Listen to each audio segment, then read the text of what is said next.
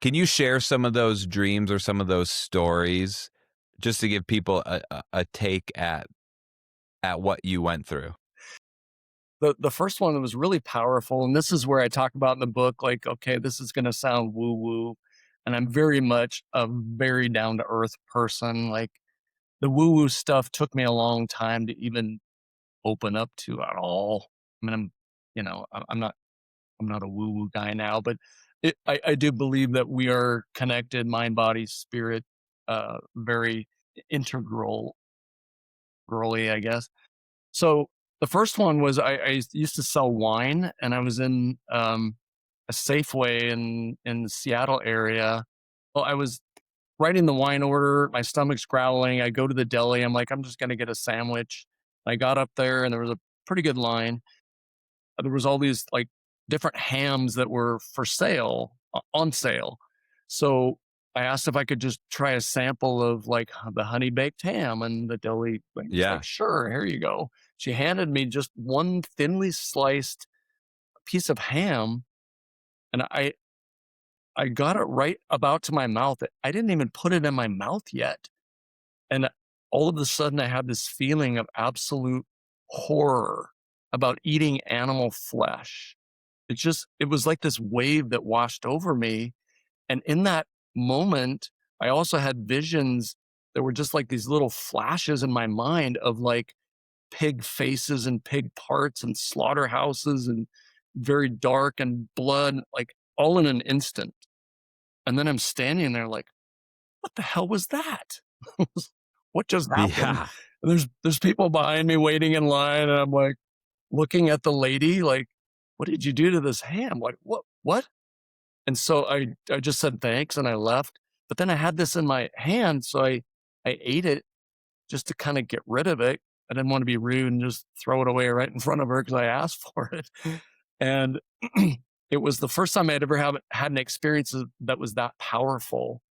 And it was as powerful as like watching my daughter being born. I mean, this is like really a powerful experience. And I looked into that and did some more research and found out that it's apparently I'm not the only one that's ever happened to. They call it an energetic transference, where somehow the energy in that meat that the animal had transferred to me. So I was seeing and feeling what the animal saw and felt. And I know that's where it gets into the woo woo stuff. And Well, I believe in a sense, and maybe it doesn't matter what I believe, everything is energy. Everything around us vibrates. There are sound waves. 1% of reality we can see, 99% of reality we can't see. So I think there's a lot more stuff going on than we realize, especially with technology now, with the microwaves and the EMF and all the waves, internet, radio.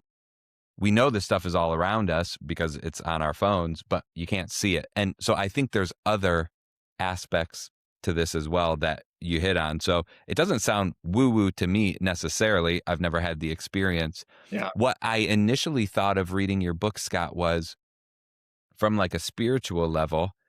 And I'm going kind of for the jugular here, but maybe I'm going to miss.